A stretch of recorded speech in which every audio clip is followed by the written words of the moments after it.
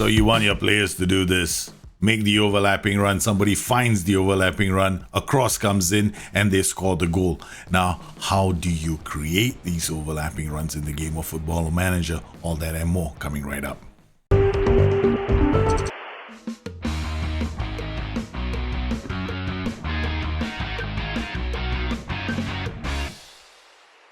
My name is Daljit. Welcome to the show. If you like this video, don't forget to drop me a like and a subscribe. You can always drop me a comment as well here or on Twitch. I stream there 3 times a week, and let me know what other kind of videos that you need, and I'll try and get them done as soon as I can.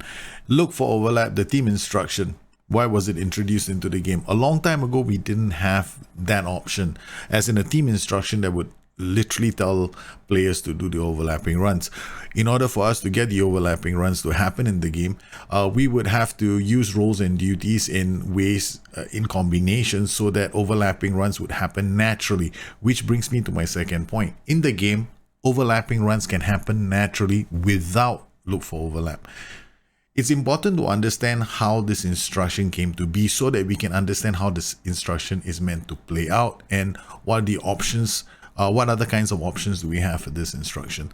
Now, back in the day, yes, when your father used to play the game, look for overlap would occur simply by having one player on an attack duty and another player on a support duty on the same flank. This would create what we would term as a natural overlap, where the player on a higher mentality would overlap the player with the lower mentality and get into a crossing position down the pitch. It was really the only way we could make tiki-taka systems, Alex Ferguson's winger-based tactics, or I still remember, back in the day, that was the only way we could get it done.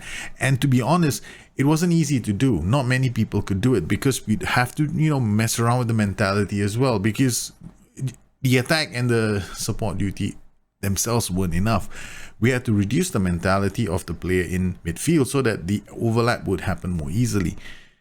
So, as I decided to create the Tactical Creator, and when the Tactical Creator was introduced, they wanted to embed look for overlap so it would be easier for people to use. So how was this instruction created? Really simply, that's exactly how we used to do in the past became the way it would be done in the Tactical Creator, which literally would mean that the player in front would have his mentality reduced and his forward runs impacted, and the player behind would have his forward runs increased and his mentality increased. This would affect the starting position of the fullback. So the fullback would now have a higher mentality than the player in midfield, and he would make the overlapping run. How do you see this in the game? It's really easy to tell this in the game, because when you go to the Tactical Creator and you click on edit instructions for a specific player, if you set the whole team on balanced and you play a fullback on support and a wide midfielder on support on the same flank, you will notice that both of them will have the same mentality if no overlapping runs are introduced. But the moment an overlapping run is introduced, the fullback's mentality goes up.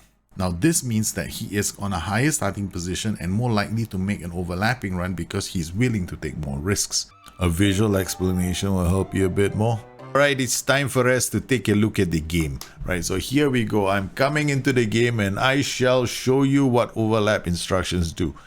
Now, first things first. Roles have also got hard-coded mentalities. That's what we have to remember. The fundamental way overlap works in the game is by reducing the mentality of the player in front and increasing the mentality of the player behind, affecting the initial starting position, which literally means when you build up play, he's slightly further forward.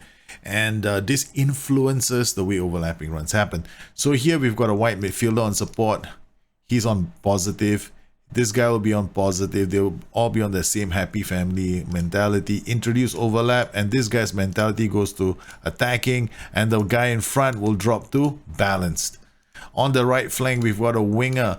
His mentality is balanced and this guy's mentality is on attacking because the overlap pushed him here, right? And his mentality is going to still be balanced, and the fullback on support will have a mentality of attacking. However, if we change his role to an inside forward, which has its own embedded mentality because we want these players to drive into the box a bit more, he's on attacking mentality. So some roles and duties in the game, you absolutely need to understand how mentality gets influenced by the overlap instruction. The overlap instruction increases mentality of the player behind and decreases the mentality of the player in front, which is one of the reasons why you can even do this in the game, right? You're going to go, knowing what happens with the overlap instruction, you can actually ask this player to do the overlap, knowing that his mentality is going to be influenced higher. And the mentality of this player now is on attacking. So you kind of get this guy driving into the box and occasionally going down the flanks, and you've got this player doing the overlap when necessary. And this is the important part about overlaps as well. And this is the part where some people might struggle with. When you play on very narrow attacking width, you're basically telling your team to play in a certain way. Narrow attacking width encourages wall passing, which is the ball tends to go inside before it goes outside. Whereas if you were playing on wider attacking widths, you're encouraging your players to look out wide for the first pass, using the flanks to build up their play, looking at the flanks for attacking options. That's what width does. So if you are the sort of player that wants to suddenly, you may opt to play a game where you want to slowly build up play and you're looking at using the flanks a lot more in the final third. What could you do? You could play on slightly wider widths to encourage your players to look for options out wide. Now with an overlapping run, naturally you'll have a player out wide who's going to be a good option. Does this mean that overlapping runs won't work very well on narrow widths? No, your players will still do the overlapping runs. However, players in the middle may not always look out wide for the options because you have told them to play narrow. The priority then is to look inside instead of looking outside. So when you want to look at how you're going to get your overlapping runs to be more effective, you have two things you have to think about. The first thing is, who are the players making the overlapping runs? B, do you have players in the middle who may need to look out for passes? Are you looking to create a wing-based tactic which uses just fullbacks doing overlapping runs and you just want to encourage the ball to be used on the flanks more often than not? In that case, you may want to consider slightly higher widths. If you're the sort of person that's looking for a more patient approach to the game where you want your playmakers to dictate most of the game and you're very comfortable keeping possession in the middle and occasionally using the flanks as an outlet for your attacking moves, then you could also play narrow and still maintain the overlapping runs. Overlapping runs are very effective for positional users in the game because the overlapping run increases the mentality of the player using it. So if you have a fullback on an attacking mentality and you give him an overlapping run, then his mentality is influenced, his starting position is slightly higher.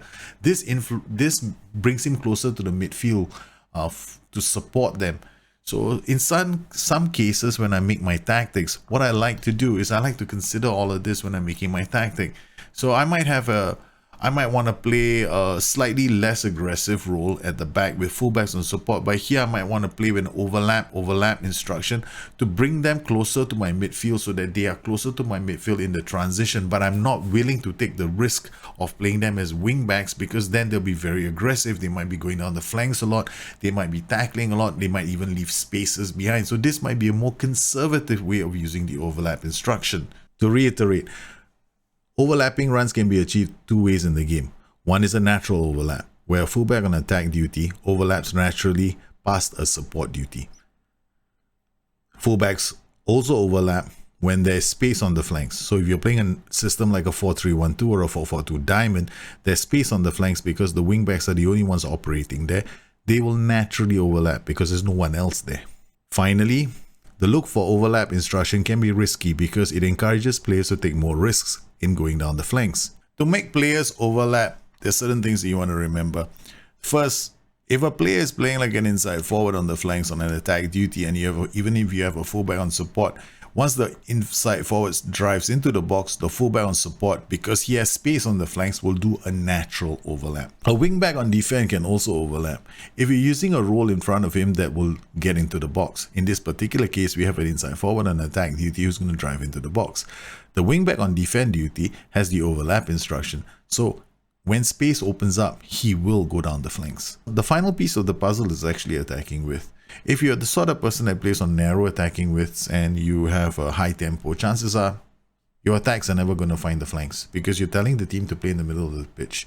If you really want players to look out to the flanks for the overlapping runs and you want to use those options down the flanks, sometimes you have to consider changing your attacking width, your passing directness, and even in tempo. Yes, the look for overlap instruction can be pretty interesting. There are so many little nuances to the instruction. The game has come a long way. I mean, in the old days, we couldn't do overlaps. Ask your grandfather that. Okay, the number of people used to get frustrated trying to get the overlap instruction was just one of those threads that would never seem to end on the forums.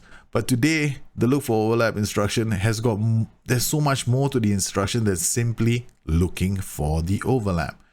It can affect position on the pitch, it can affect control on the pitch, you can use it to effectively dominate half spaces.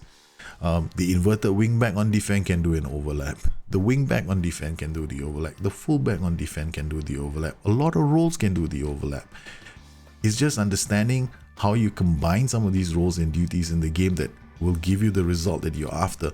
Well, I hope you enjoyed this little look for overlaps. I still haven't come up with a name for this video yet, and I hope that it answered some of the questions you might have. If you have any other questions, please feel free to look me up on Twitter at Bustthenet or addicted2fm.com, my website. I seriously need to write another article there because I haven't done one for a long time. And yes, I stream 3 times a week on Twitch. If my tongue can hold its ground for a few seconds more, I will truly appreciate it.